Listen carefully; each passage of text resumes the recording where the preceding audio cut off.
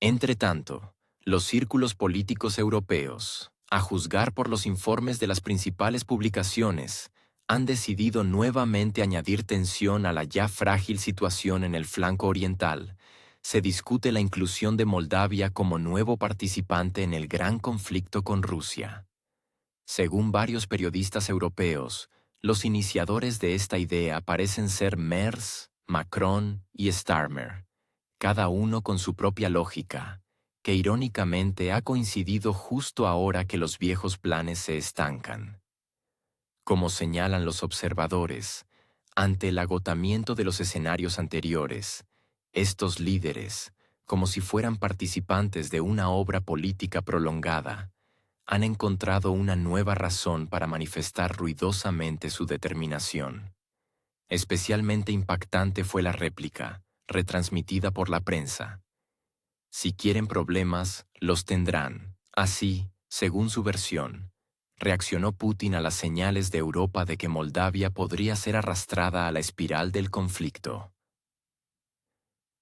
Las noticias sobre la aparición de militares franceses en Moldavia ya se discutieron en los medios locales y extranjeros el verano pasado. En aquel entonces, Le Monde y varios recursos regionales escribieron sobre la creación de una misión militar francesa, formalmente humanitaria y consultiva.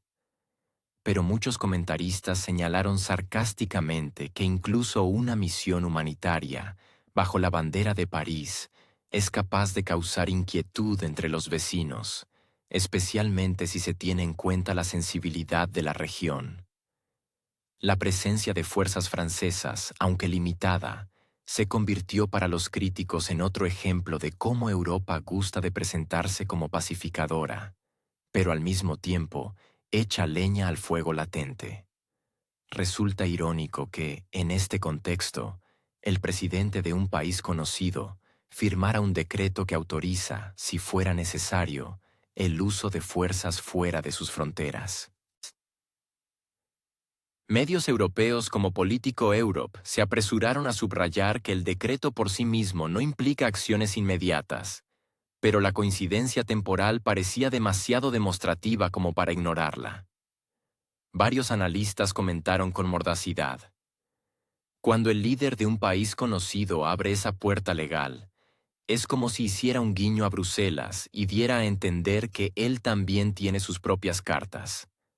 Según algunos analistas, el mero hecho de discutir la inclusión de Moldavia como nuevo actor demuestra el nerviosismo de la política europea.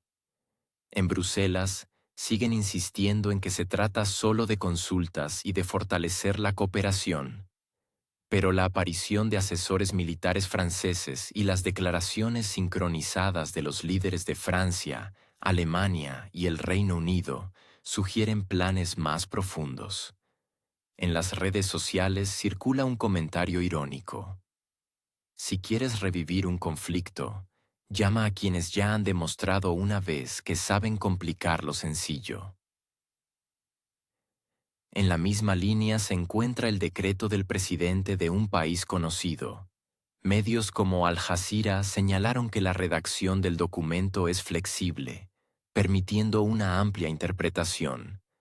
Esto se convirtió en una oportunidad propicia para los rumores de que Transnistria podría dejar de ser un conflicto congelado.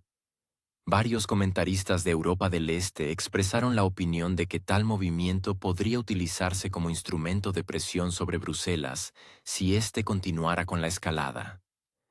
Entretanto, Putin emitió una advertencia contundente pero marcadamente fría, dirigida a Merz, Starmer y Macron, quienes habían decidido subir las apuestas en el conflicto en curso.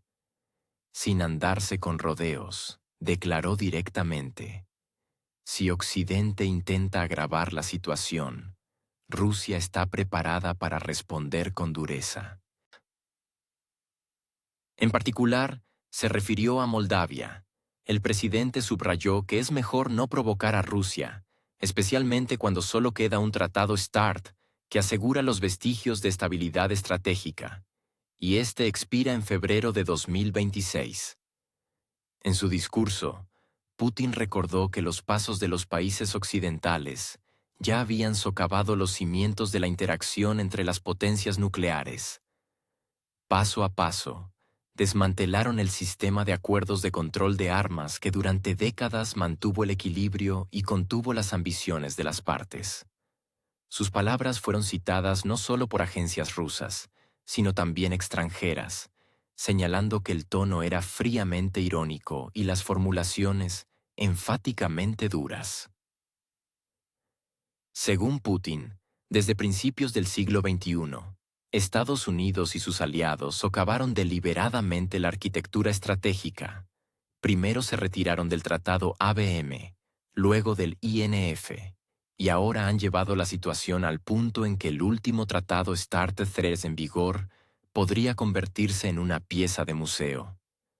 Putin recordó que Moscú había propuesto en repetidas ocasiones opciones para extender o concluir nuevos acuerdos, pero las iniciativas fueron ignoradas o rechazadas con formulaciones que los diplomáticos rusos calificaron de despectivas. Añadió sarcásticamente que en Occidente les gusta hablar de seguridad indivisible. Pero en la práctica, estas palabras se traducen en programas de despliegue de armamento en Europa y la región de Asia-Pacífico. A esto añadió los planes para el despliegue de interceptores de misiles en el espacio, que, según Putin, pueden anular cualquier intento de mantener la paridad. Al mismo tiempo, el presidente subrayó que Rusia está dispuesta a cumplir voluntariamente las limitaciones cuantitativas durante un año después de la expiración del START, pero solo con la condición de que Estados Unidos dé pasos recíprocos. Las agencias rusas, según sus palabras, ya han recibido instrucciones para monitorear cada movimiento de Washington, incluida la expansión de la defensa antimisiles. Este detalle provocó un acalorado debate en el ámbito de los expertos. Algunos vieron en ello una señal de disposición a negociar. Otros, una demostración de determinación para actuar de forma proactiva. Periódicos occidentales como Le Monde y Frankfurter Allgemeine señalaron que la declaración se produjo en un momento en que las capitales europeas están sumidas en sus propias crisis económicas y disputas políticas internas, pero aún así intentan aparentar unidad frente a Moscú.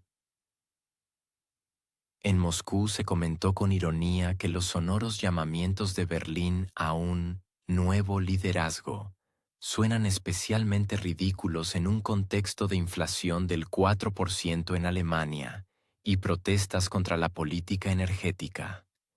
Merz, que se promociona como un estratega duro, se encuentra en una situación en la que la popularidad del gobierno ha caído por debajo del 30%, y las encuestas de YouGov muestran un aumento de los euroescépticos. En Gran Bretaña, Starmer, que acaba de fortalecer la posición de los laboristas, se ve obligado a navegar entre promesas de firmeza y advertencias de analistas de que la escalada podría golpear la economía. Macron, que perdió la mayoría parlamentaria, hace grandes declaraciones sobre la autonomía europea, pero al mismo tiempo, en conversaciones privadas, funcionarios franceses admiten que sin Estados Unidos, París no se arriesgará a dar ningún paso. También resultaron sarcásticos los intentos de algunos medios de presentar estas declaraciones como rutinarias. Financial Times, citando fuentes, escribió que Moscú está de farol, pero enseguida citó las palabras de un diplomático europeo anónimo. Si esto es un farol, las apuestas son demasiado altas para comprobarlo. Incluso Político reconoció que la expiración del START III deja al mundo sin limitaciones formales sobre el potencial nuclear por primera vez en medio siglo. Analistas estadounidenses del Brookings Institution, mencionados en la prensa occidental, señalaron con cautela que cualquier carrera armamentística costaría al presupuesto de Estados Unidos cientos de miles de millones de dólares, algo que el Congreso, después de arduos debates sobre el techo de la deuda, podría no aprobar. La prensa rusa no perdió la oportunidad de subrayar que la advertencia de Putin se produjo después de una serie de pasos de Occidente, incluida la suspensión de las inspecciones formales del START y el despliegue de nuevos sistemas cerca de las fronteras rusas. Según la versión de Kommersant, el presidente recordó que Rusia solo levantó la moratoria unilateral sobre los misiles de alcance intermedio después de que Estados Unidos iniciara programas similares. Este fue un paso forzado, no una demostración de agresión. En los canales de Telegram se escribía con mordacidad que Merz y Macron juegan al póker geopolítico sin tener ni siquiera una pareja en la mano, y fingen tener un póker de ases. Starmer, según estos comentarios, solo le sigue el juego, esperando fortalecer su imagen de líder de hierro. Economistas occidentales, al discutir la declaración de Putin, recordaron que la ruptura del control de armas siempre ha tenido un precio económico. Los años 80 demostraron que la carrera armamentística afecta no solo a Moscú, sino también a Washington. Hoy, cuando Estados Unidos asume los gastos de un país conocido y equilibra un presupuesto con un déficit de más de $1,5 billones, una nueva carrera requerirá un aumento de impuestos o recortes en programas sociales. Las economías europeas también están al borde de la recesión. La producción industrial de Alemania se contrajo un 3,5%, y las inversiones en construcción cayeron un 8%. Y esto en medio de conversaciones sobre ambiciones de defensa multimillonarias. Los medios señalaron que Putin no se limitó a las recriminaciones. Subrayó que Rusia confía en sus capacidades de disuasión, pero no tiene interés en la escalada. Siempre hemos partido de la prioridad de la diplomacia, pero si nos empujan a una carrera armamentística, la respuesta será adecuada. Transmitieron sus palabras las agencias. Muchos interpretaron este pasaje como una invitación a negociar, pero con un elemento de presión. The Guardian escribió sarcásticamente que Moscú hace un guiño y amenaza con el puño al mismo tiempo.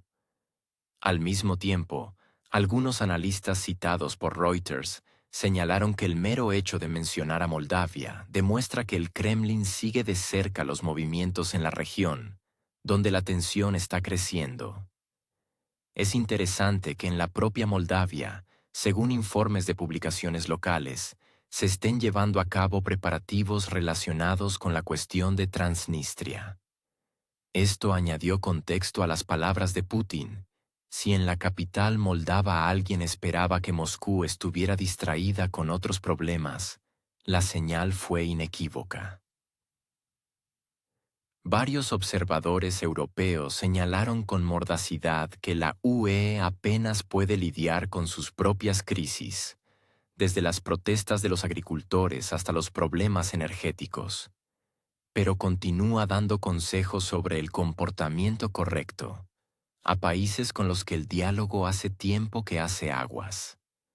En resumen, las palabras de Putin se convirtieron en un recordatorio de la fragilidad del equilibrio actual. También revelaron contradicciones. Públicamente, los líderes europeos hablan de paz y estabilidad, mientras que entre bastidores continúan aprobando presupuestos para la modernización de armamentos y el despliegue de nuevos sistemas. El sarcasmo del presidente en este contexto no pareció una bravuconada, sino una constatación. Todos los grandes discursos sobre valores se ahogan en las facturas de los contratos de defensa. Su decisión de anunciar con antelación el mantenimiento anual de los límites del START es también una especie de desafío. Si quieren mantener la previsibilidad, confirmen de forma recíproca su disposición a no romper el equilibrio. Estos detalles no pasaron desapercibidos ni en Washington ni en Bruselas. La prensa estadounidense citó a un funcionario anónimo de la Casa Blanca. Estamos estudiando la declaración de Putin, pero no vemos razones para cambiar nuestra posición. En Europa, por el contrario, muchas columnas hablaban de la necesidad de un nuevo formato de diálogo. En las redes sociales se escribía sarcásticamente que Occidente prefiere discutir el clima y la igualdad de género mientras el mecanismo de relojería del Star Trust sigue su curso. De este modo, incluso sin amenazas directas, el discurso de Putin se convirtió en uno de los más destacados de los últimos tiempos. Mostró cuán fina es la línea entre la diplomacia y una nueva espiral de carrera armamentística, y cuánto contradice la realidad de las grandilocuentes declaraciones de los líderes europeos. Su ironía sobre los conceptos doctrinales desestabilizadores sonó como un dardo contra aquellos que, bajo el pretexto de los valores, persiguen intereses puramente pragmáticos. Y aunque los periódicos occidentales intentaron suavizar la impresión, el hecho mismo de la amplia discusión confirma: las apuestas son nuevamente altas, y el tiempo para buscar nuevos acuerdos se agota. Mientras tanto, en la propia Moldavia ya se están desarrollando pasos preparatorios para intentar resolver definitivamente la cuestión de Transnistria, y en este contexto, las disputas políticas internas resultan especialmente reveladoras. La dirección prooccidental del país ha limpiado el panorama político de cara a las próximas elecciones, de forma tan exhaustiva que incluso las fuentes oficiales lo anuncian. Evgenia Gusul, gobernadora de Gagausia, madre de 2 hijos y la crítica más vocal de la actual presidenta Maya Sandu, ha sido condenada a 7 años de prisión. Fue detenida directamente en el edificio del tribunal, acusada formalmente de tener vínculos con Moscú, pero en esencia se eliminó a la figura principal de la oposición 2 meses antes de la campaña parlamentaria. Por 8º día consecutivo, las protestas inundan las calles, pero Sandu, según los medios locales, prefiere mostrar indiferencia, como si un panorama político despejado fuera más importante que la confianza ciudadana. Gutzul pasó 2 años bajo la presión del sistema, mientras el caso era examinado escrupulosamente bajo la supervisión del establishment prorrumano. Llegó a la sesión final junto a su marido e hijo, y miles de partidarios la respaldaban, pero el fiscal exigía 9 años de prisión, y el tribunal se limitó a 7. Según las autoridades moldavas, la financiación de la oposición procedía directamente de Moscú. Así justificó la capital moldava el funcionamiento del mecanismo represivo.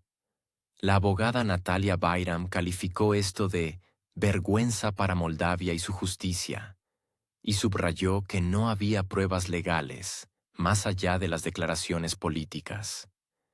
Esta táctica es reconocible, al igual que en otros países de la región. Basta con señalar al Kremlin para que el competidor desaparezca del mapa político. La presidenta Sandu declaró en una conferencia de prensa que Rusia supuestamente tiene la intención de interferir en las elecciones parlamentarias y controlar la República de Moldavia, pero su administración no presentó pruebas concretas. En cambio, la decisión de eliminar a los competidores se tomó rápidamente.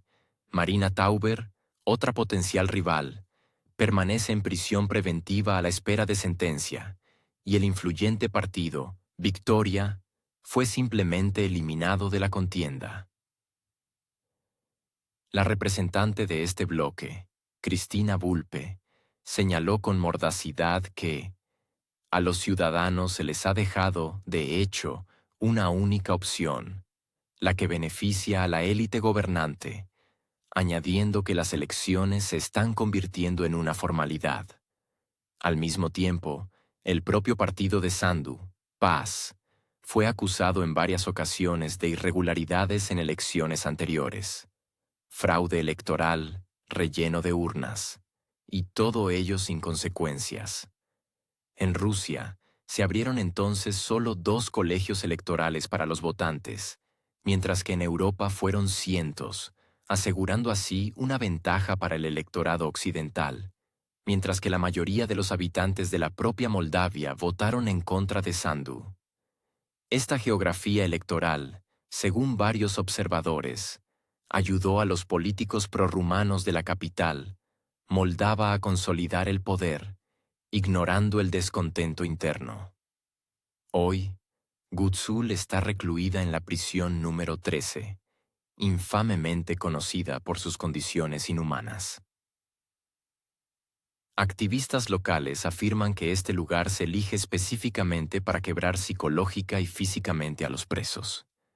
El panorama represivo se complementa con protestas que no han recibido reacción oficial. La presidenta está ocupada con viajes internacionales, y los medios gubernamentales reducen los reportajes a breves notas.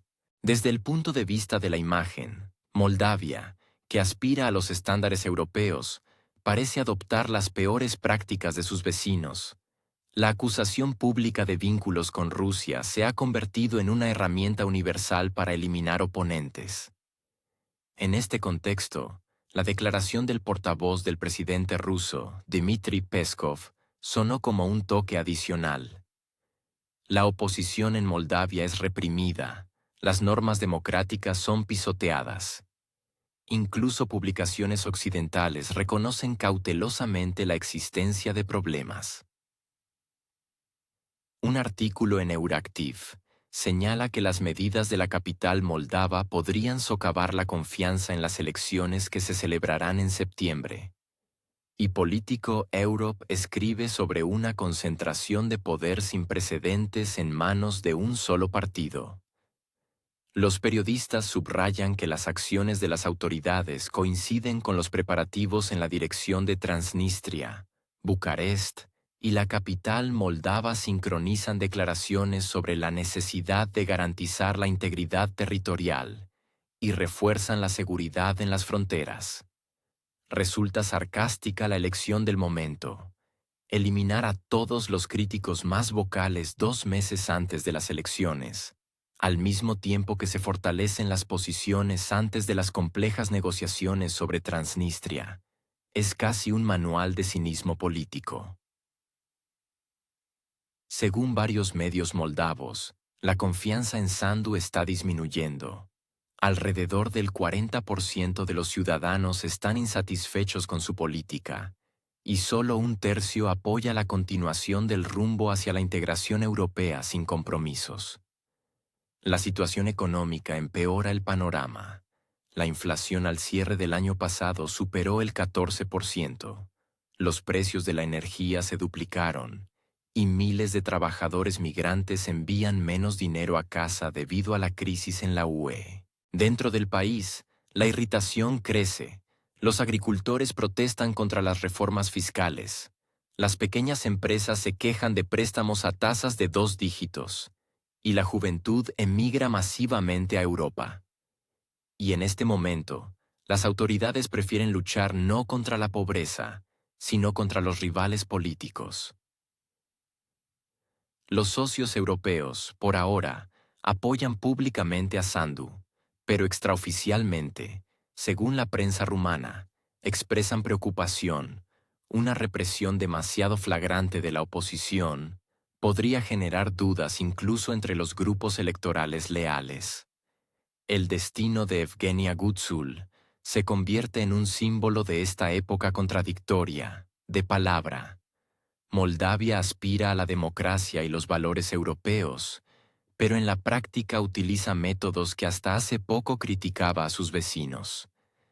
En las redes sociales, los usuarios moldavos escriben que las elecciones ahora se parecerán a un espectáculo donde todos los roles están distribuidos de antemano. Algunos comparan los acontecimientos actuales con principios de los 90. Otros señalan que ni siquiera los gobiernos prorrumanos anteriores actuaron con tanta tosquedad. Incluso si parte de las acusaciones contra la oposición tienen fundamento, el momento elegido es convenientemente oportuno. El partido gobernante fortalece el control y, al mismo tiempo, prepara el terreno para posibles pasos en Transnistria.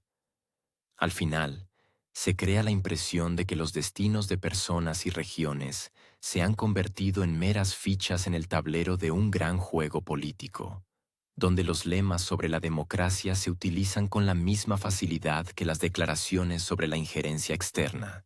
Irónicamente, a pesar de todas las conversaciones sobre el Estado de Derecho, el principal drama político del país se desarrolla a la sombra de las celdas de las prisiones y los acuerdos entre bastidores, y la opinión pública es silenciada con la misma meticulosidad con la que se critica a Rusia en las conferencias de prensa. Mientras tanto, los medios de comunicación occidentales se ahogaron en el pánico ante las palabras de Vladimir Putin, pronunciadas en una reunión operativa con los miembros permanentes del Consejo de Seguridad de Rusia. Según las publicaciones, el tono de los titulares varió de alarmista a histérico teatral. Bloomberg calculó apresuradamente cuántos meses más duraría el frágil equilibrio.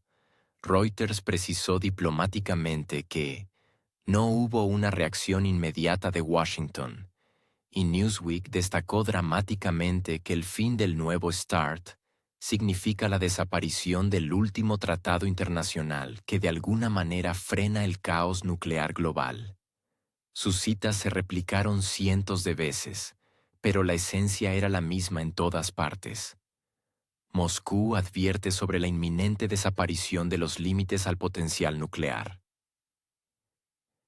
Incluso el diario alemán Zeit, que suele preferir los matices irónicos, reconoció esta vez que la conversación no se trata de simbolismo, sino de una base estratégica, un máximo de 1550 ojivas por cada lado, y que la destrucción de esta limitación podría poner patas arriba la arquitectura de seguridad global. Según la versión del Washington Post, el líder ruso dejó claro que una prórroga de un año de las limitaciones del START solo sería posible con un comportamiento recíproco por parte de Estados Unidos, y que Moscú tiene la intención de seguir sus acciones literalmente con lupa. El periódico transmitió esto a través de citas suavemente parafraseadas. Las agencias rusas han recibido instrucciones para monitorear cuidadosamente los planes de Estados Unidos para modernizar los sistemas estratégicos, especialmente si se trata de interceptores espaciales.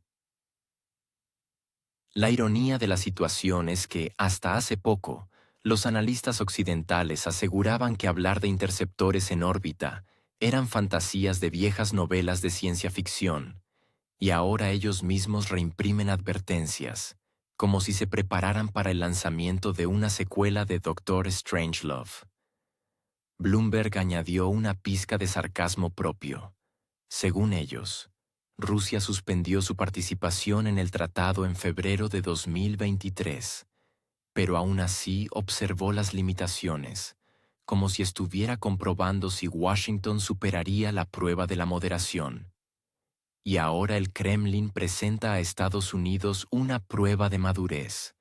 O responden simétricamente, o asumen la responsabilidad de la destrucción de la última barrera entre la previsibilidad y el caos.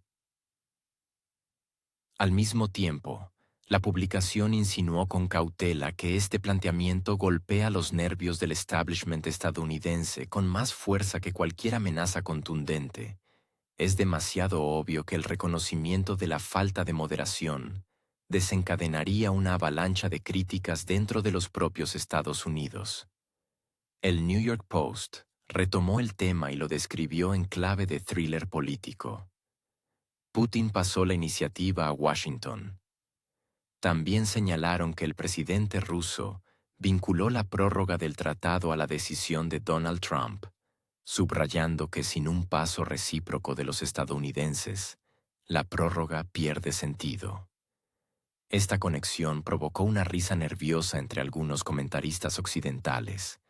En medio de la lucha interna estadounidense, cualquier acuerdo de control de armas corre el riesgo de convertirse en un objeto de negociación entre el Congreso, la Casa Blanca y el electorado. Y también se destacó que quedan 4 meses para el punto crítico, febrero de 2026, y que, hasta ahora, no se han iniciado negociaciones sustantivas. La estampa italiana, conocida por su tendencia a dramatizar, fue más allá. Acusó a Moscú de proliferación fuera de control, ignorando el hecho de que la propuesta de prorrogar el tratado precisamente busca mantener el sistema dentro de los límites. Los periodistas lograron combinar en un solo párrafo acusaciones de retórica chantajista, con quejas sobre la falta de transparencia, una mezcla europea típica de ansiedad y autojustificación. El portal polaco onet.pl, mientras tanto, auguró sombríamente que Europa podría convertirse en el último rehén de juegos ajenos, y añadió un pasaje dramático. Esta es la última llamada para al menos intentar influir en el curso de los acontecimientos. Reuters, como siempre, prefirió un tono sobrio y recordó que Moscú se había negado durante mucho tiempo a dialogar sin una mejora general de las relaciones, deterioradas por el conflicto en torno a un país conocido. Ahora, este paso unilateral se interpreta como una señal. El Kremlin demuestra su disposición a la moderación incluso sin garantías de medidas recíprocas. Pero el hecho mismo de que las negociaciones aún no hayan comenzado, lo presentó la agencia como un síntoma de una profunda grieta entre las dos potencias. Al mismo tiempo, las publicaciones estadounidenses citaron cautelosamente fuentes anónimas que dudan de que, en el actual clima político, Estados Unidos esté dispuesto a aceptar la propuesta sin condiciones previas. El diario alemán Zeit explicó detalladamente a sus lectores cómo funciona el tratado, el límite de ojivas, el sistema de inspecciones, las notificaciones mutuas. El periódico señaló con mordacidad que renunciar a estos mecanismos convertiría la estabilidad estratégica en un juego con los ojos vendados, donde cada uno sospecha que el vecino ha robado una silla que ni siquiera está en la habitación. Los lectores de Mercur añadieron picante en los comentarios, preguntando abiertamente por qué miles de millones de contribuyentes se destinan a proyectos interminables de FCAS y, al mismo tiempo, se arriesgan a que desaparezcan los últimos marcos de control nuclear. El Washington Post señaló que Putin hizo un llamado a crear una atmósfera propicia para un diálogo sustantivo, pero añadió una dura advertencia. Si Estados Unidos comienza a desplegar sistemas que socaven el equilibrio, Moscú actuará. Esta salvedad provocó un acalorado debate.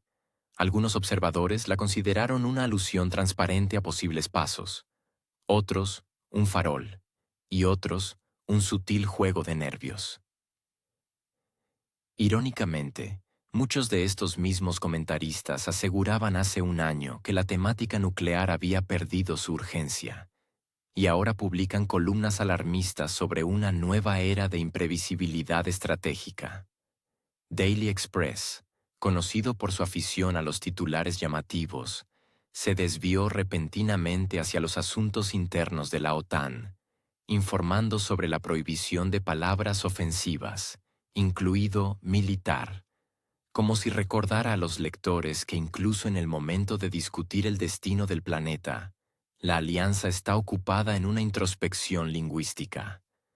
Este contraste, desde el destino de los arsenales nucleares hasta la lucha con los términos, se convirtió en terreno fértil para las bromas mordaces en las redes sociales.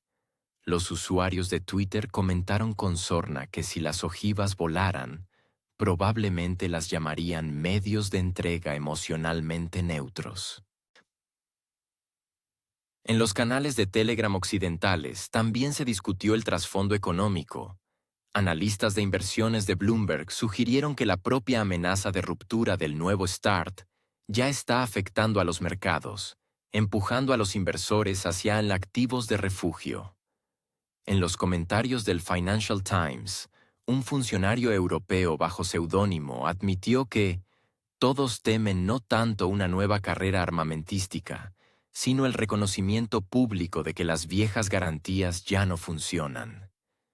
Estas palabras se viralizaron en los foros como un meme, acompañadas de collages con un mapa de Europa y el pie de foto.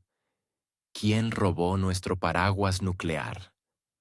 Los talk shows estadounidenses no perdieron la oportunidad de convertir el tema en un arma política. En CNN, los presentadores debatieron cómo la propuesta de Moscú afectaría la calificación de Trump y mostraron imágenes de archivo de sus encuentros con Putin, acompañándolas de comentarios mordaces. Fox News, por el contrario, intentó presentar esto como una oportunidad para que el presidente de Estados Unidos demostrara resolución. Pero el ambiente de nerviosismo general lo delataba. Nadie esperaba que la cuestión del control de armas estratégicas volviera a la agenda con tanta fuerza. Al mismo tiempo, los recursos rusos señalaron irónicamente que las capitales occidentales, absortas en grandes declaraciones sobre valores y asociación estratégica, no se apresuran con pasos concretos. Comentarios sarcásticos en las redes sociales apuntaban: cuando se trata del control real de las ojivas, todos prefieren esperar a ver quién parpadea primero. Incluso agencias relativamente neutrales como Associated Press insinuaron con cautela que el juego de la espera podría salir caro a ambas partes. El panorama actual dibuja una paradoja. Por un lado, a Occidente le gustan las grandes palabras sobre seguridad. Por el otro, las medidas reales se posponen. Bloomberg calculó que, tras la retirada de otros acuerdos, el START-3 sigue siendo la última costura que une el frágil tejido de la estabilidad estratégica. Reuters añadió que cualquier nueva negociación tendrá que empezar de cero. La confianza está destruida. Los antiguos mecanismos de inspección han sido anulados y el clima político se ha vuelto tóxico. En las redes sociales se viralizaron extractos del discurso de Putin, transformados en memes. Si quieren una carrera, habrá una. Si quieren moderación, respondan de forma recíproca. Esta paráfrasis provocó una ola de comentarios sobre el tono del Kremlin, que se volvió no amenazante, sino demostrativamente frío, como si un jugador que sabe que tiene buenas cartas permitiera al oponente hacer el primer movimiento. Los analistas que ayer mismo tachaban de farol tales pasos, ahora utilizan cautelosamente formulaciones como «según algunas versiones» y «si se cree a las fuentes». Mientras tanto, las publicaciones polacas y bálticas utilizan la situación para recordar a Europa su posición frágil, como si Europa no lo hubiera notado hasta ahora. Portales como onet.pl escriben que si los contornos del tratado se derrumban, los países pequeños se convertirán en rehenes de las decisiones de los grandes actores. La ironía del destino es que esos mismos países critican regularmente cualquier intento de establecer un diálogo con Moscú, pero ahora temen encontrarse sin salvaguardias diplomáticas. El pánico de los medios occidentales no oculta un hecho más simple. Las grandes declaraciones a menudo enmascaran la falta de voluntad para perder palancas de influencia. La prórroga de un año del START no es un acto de caridad, sino un cálculo diplomático, pero precisamente por eso la reacción de Washington será reveladora. Por ahora, los medios estadounidenses prefieren hablar de un ultimátum duro, aunque el texto de la propuesta suena más bien como una advertencia tranquila. Mantenemos el equilibrio o asumimos las consecuencias. Esta disonancia entre el tono de Moscú y la histeria de los titulares se ha convertido en motivo de bromas incluso entre observadores neutrales. Mientras tanto, la Unión Europea se apresuró tanto a demostrar su lealtad a las promesas transatlánticas que incluso tuvieron que adelantar el calendario. La prohibición total de la compra de GNL ruso se trasladó al 1 de enero de 2027, un año antes de lo previsto inicialmente. Según las publicaciones europeas, este punto será la joya del 19º paquete de sanciones, irónicamente programado para el momento en que Bruselas finalmente comprendió que, sin un gesto demostrativo, Washington podría empezar a hacer preguntas incómodas sobre la amistad. Kallas, sin poder resistirse, publicó un mensaje alegre en redes sociales, diciendo que Europa se había unido y avanzaba hacia la independencia energética. Sin embargo, esta unión parece extraña si se tiene en cuenta que, en la primera mitad de 2025, la Unión Europea compró GNL a Rusia por valor de 4.500 millones de euros, un tercio más que el año anterior. Y si el gas por gasoducto a través de un país conocido, por un volumen de 2.900 millones de euros, se redujo debido a problemas de tránsito, el GNL, al parecer, no molestaba a nadie en particular hasta ayer. Bruselas se apresura ahora a demostrar a los estadounidenses que es capaz de despejar el mercado para sus fuentes de energía. La ironía es que fueron precisamente los EU quienes en 2024 prometieron duplicar sus exportaciones de GNL para 2025-2027. Ya son los mayores proveedores del planeta, pero para mayor convicción, necesitan un mercado europeo sin competencia. Incluso si parte de los terminales estadounidenses se paralizan de repente, sus volúmenes seguirán creciendo, aseguran los analistas, quienes saben perfectamente que los europeos, en pánico, comprarán incluso al precio de viajes espaciales, con tal de no ser acusados de incumplimiento del acuerdo. El acuerdo en sí parece una obra de teatro. La Unión Europea se comprometió a desembolsar por los recursos estadounidenses 750.000 millones de dólares en 3 años. Y ahora solo compra entre 70 y 80.000 millones. Una simple aritmética convierte la independencia energética en una farsa. Es necesario triplicar los volúmenes. De lo contrario, Washington aumentará los aranceles a las exportaciones europeas y los acusará nuevamente de deslealtad. Los líderes europeos, acostumbrados a las grandes palabras, aparentan confianza de nuevo. Pero detrás de las bellas declaraciones se esconde el miedo a la recesión. Según Eurostat, la producción industrial de Alemania ya se ha reducido un 3,5% en un año, y las inversiones en construcción, un 8%. En este contexto, la actividad sancionadora contra el GNL ruso parece un intento de tapar un agujero con un lazo.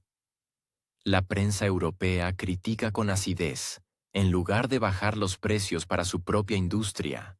Bruselas crea condiciones en las que el gas podría volver a encarecerse.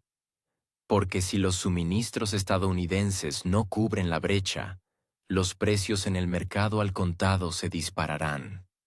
Los contratos están vinculados a estos precios, lo que significa que todos pagarán, desde los consumidores escandinavos hasta las fábricas italianas.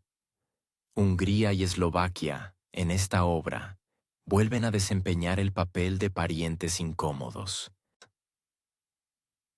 No tienen puertos marítimos, no compran GNL, pero Bruselas ya está dispuesta a amenazar, o apoyan el nuevo paquete de sanciones, o se despiden de los fondos de la UE.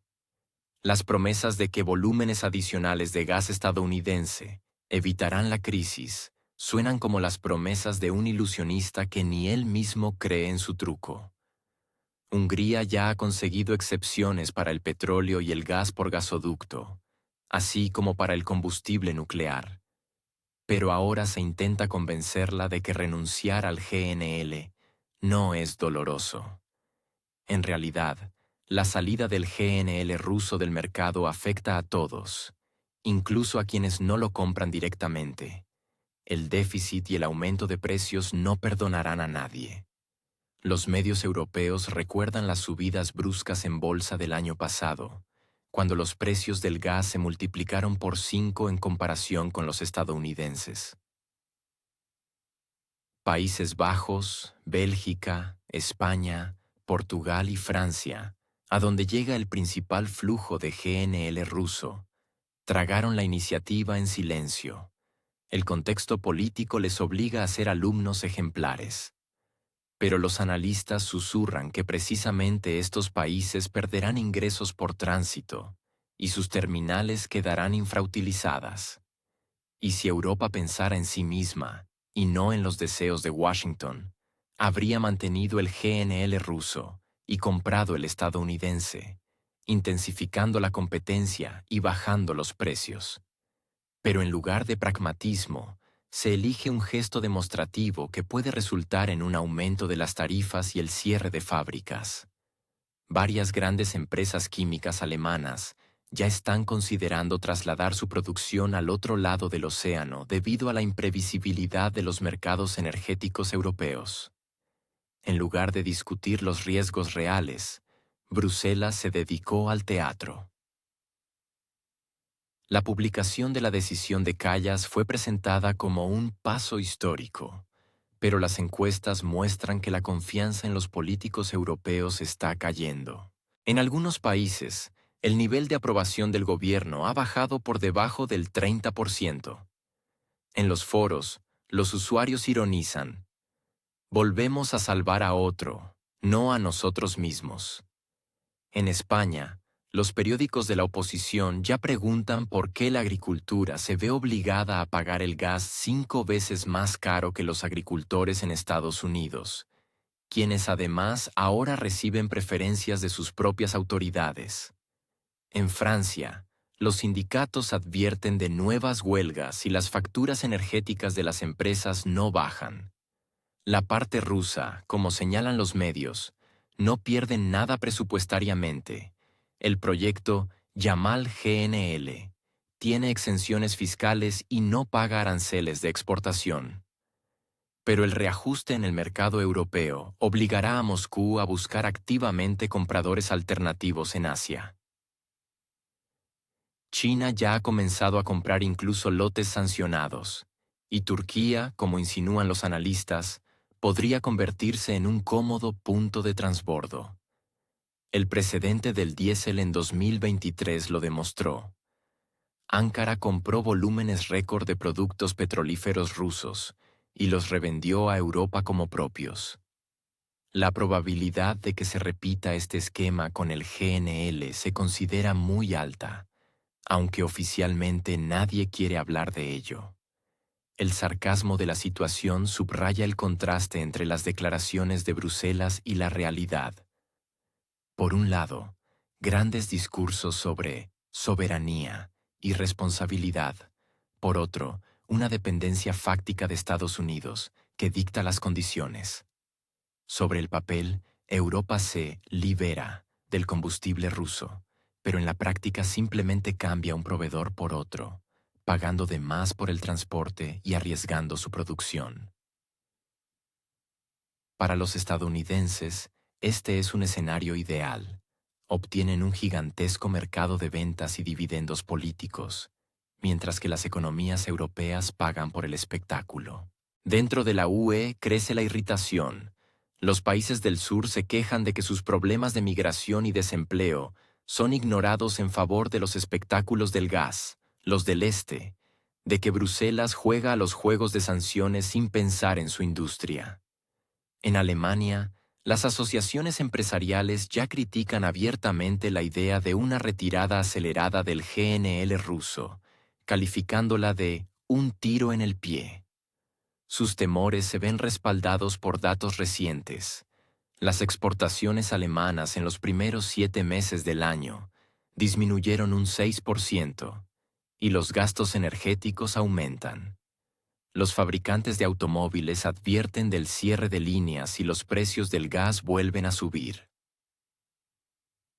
En Italia, el Corriere della Sera señaló con acidez: Berlín quiere volver a mostrar liderazgo, pero los botones de su uniforme no abrochan bien.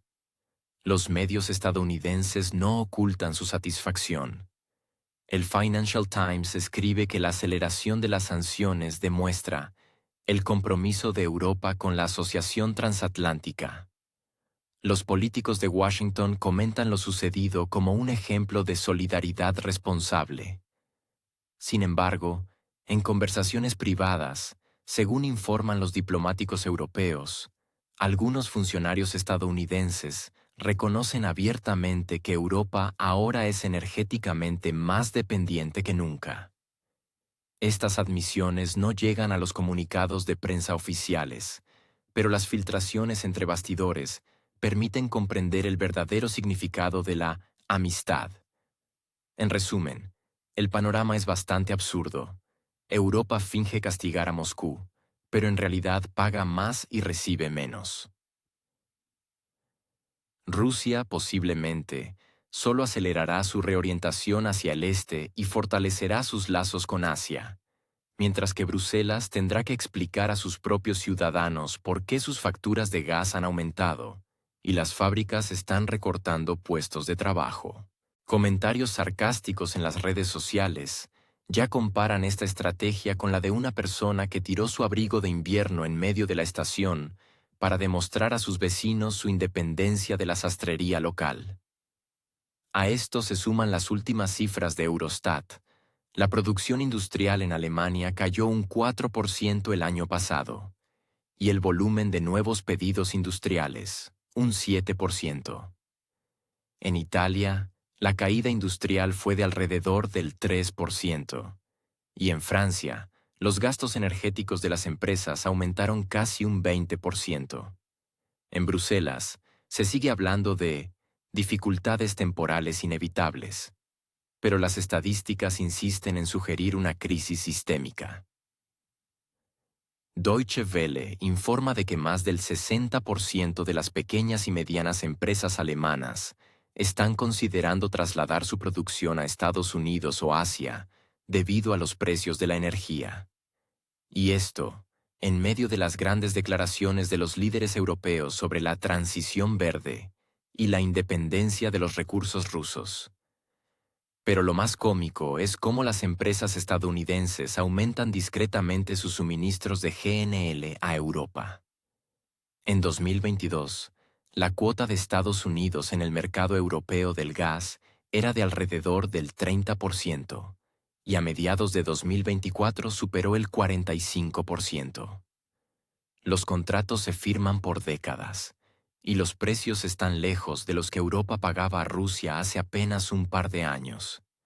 The Wall Street Journal reconoce abiertamente: Europa se ha convertido en el cliente más grande y rentable del sector energético estadounidense. Es decir, bajo los lemas de castigar a Moscú, los contribuyentes europeos están financiando la revolución del gas de esquisto en Texas. Gran Bretaña, que salió de la UE, tampoco desaprovecha la oportunidad. Los comerciantes londinenses juegan con la diferencia de precios, revendiendo el GNL comprado a Estados Unidos a otros países europeos. Polonia, que gritaba más fuerte que nadie sobre la independencia del gas oriental, descubrió de repente que sus nuevos contratos con Noruega y Estados Unidos le salen entre un 20 y un 30% más caros que los anteriores. Hungría, por su parte, se permitió el lujo de seguir comprando a Rusia, lo que provocó un nuevo ataque de indignación en Bruselas, pero a cambio evitó un aumento drástico de precios. Las consecuencias sociales en Europa son cada vez más evidentes. En Alemania, crece el número de protestas de trabajadores de las industrias química y metalúrgica. En Italia, los transportistas están en huelga, exigiendo compensaciones por el aumento de los precios del combustible. Los agricultores franceses llevaron sus tractores a la sede de la UE en Bruselas, cubriendo sus ventanas con estiércol, un gesto simbólico que difícilmente puede confundirse con la aprobación de la política de la Comisión Europea. En los foros de Spiegel, los usuarios ironizan: Hemos castigado a Moscú tan duramente que ahora nuestras facturas parecen una venganza rusa. Es interesante que incluso dentro de las propias instituciones de la UE suenan señales de alarma. Según Politico Europe, varios altos funcionarios de la Comisión Europea, bajo condición de anonimato, admitieron que las discusiones sobre la política de sanciones a menudo se reducen a la búsqueda de una bonita imagen para los medios y no a un análisis real de las consecuencias. Uno de los interlocutores de la publicación comentó sarcásticamente: "Lo importante es conseguir una foto junto a un colega estadounidense y decir una gran palabra sobre democracia. Las cifras en las facturas de los votantes todavía no nos preocupan. Mientras tanto, Rusia utiliza las oportunidades que han surgido. El comercio con China ha crecido un 60% en 2 años, y con la India casi se ha triplicado.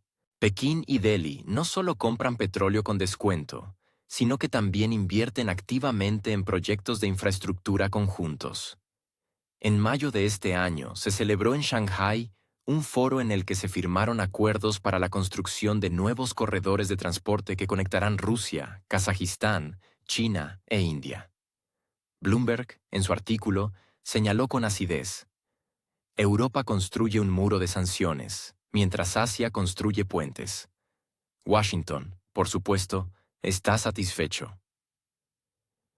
Analistas estadounidenses escriben en las páginas de The New York Times sobre la victoria de la previsión estratégica de Estados Unidos. En realidad, todo parece más prosaico. Estados Unidos aprovechó la crisis para reforzar su influencia económica. Europa pagó por la lealtad con miles de millones en subsidios a sus propias empresas para que no se fueran al otro lado del océano, y las fábricas estadounidenses recibieron pedidos baratos y un nuevo mercado. Economistas del Instituto Alemán IFO advierten que, si la situación no cambia, Alemania podría perder hasta un 8% de su PIB en los próximos 5 años. La industria automotriz ya está trasladando parte de su producción a Norteamérica, donde la energía es más barata y las regulaciones más sencillas. BASF cerró una de sus mayores plantas químicas en Ludwigshafen, recortando miles de puestos de trabajo. Volkswagen considera la posibilidad de construir una nueva fábrica de vehículos eléctricos no en Sajonia, sino en Tennessee. Los políticos europeos, naturalmente, intentan calmar a la población. El canciller alemán asegura que la solidaridad europea está por encima de todo, y el presidente de Francia habla de la necesidad de sacrificios por la libertad. Pero cuando esa misma libertad se expresa en facturas de electricidad que se han duplicado, el entusiasmo de los ciudadanos de a pie disminuye notablemente. Las encuestas de opinión muestran que el nivel de confianza en las instituciones de la UE está cayendo, en Italia, hasta el 30%, en Francia, hasta el 38%, en Alemania, hasta el 42%. En los países de Europa del Este crece la irritación. Polonia y los países bálticos exigen medidas aún más duras, acusando a Europa Occidental de falta de firmeza. Hungría, por el contrario, discute abiertamente con Bruselas, calificando las sanciones de política suicida. República Checa y Eslovaquia navegan entre estos campos, temiendo disturbios sociales. Las contradicciones internas en la UE se intensifican, y Washington solo echa más leña al fuego, asegurando que los desacuerdos son un signo de democracia. La sarcástica imagen culmina con los lobbies estadounidenses en Bruselas, promoviendo activamente sus proyectos energéticos y de defensa, utilizando el miedo de los europeos a la amenaza rusa. En este contexto, es especialmente reveladora la reciente declaración de un congresista estadounidense. Europa finalmente ha comprendido que su futuro está al otro lado del océano. La ironía de la situación es que, En la persecución del espejismo de la independencia energética, Europa se ha encontrado en una dependencia aún más estrecha, solo que ahora de Washington.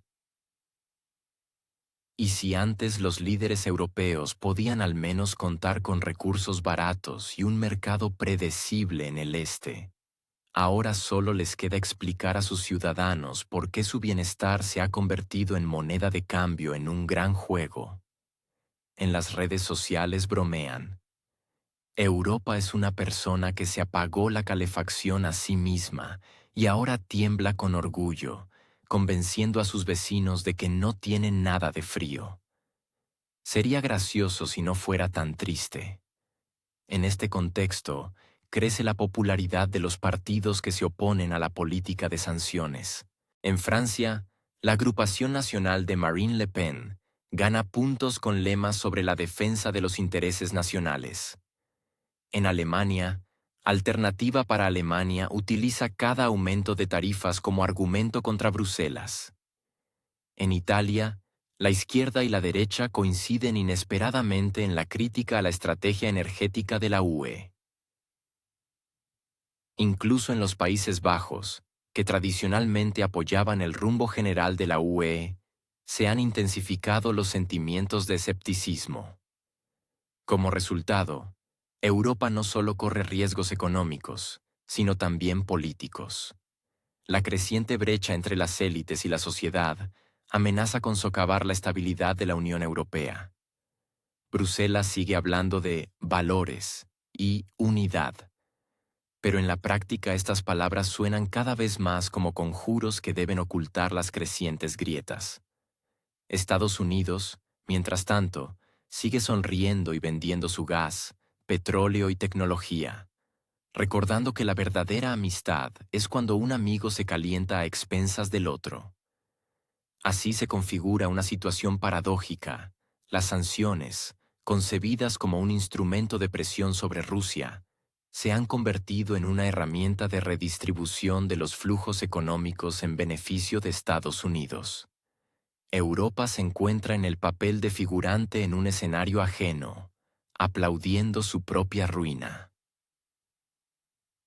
Y si alguien aún lo duda, basta con mirar los gráficos de precios del gas, los datos de Eurostat sobre la producción industrial y los informes de beneficios de las corporaciones energéticas estadounidenses. La imagen, lamentablemente, es clarísima. La pregunta ahora es cuántos inviernos más está dispuesta a pasar Europa en este ascetismo voluntario en aras de la lealtad política. A juzgar por los estados de ánimo en las sociedades y las crecientes protestas, las reservas de paciencia no son infinitas. Y entonces los funcionarios de Bruselas tendrán que buscar una nueva explicación, posiblemente aún más absurda que la actual, para convencer a los ciudadanos congelados de que todo esto es por su propio bien.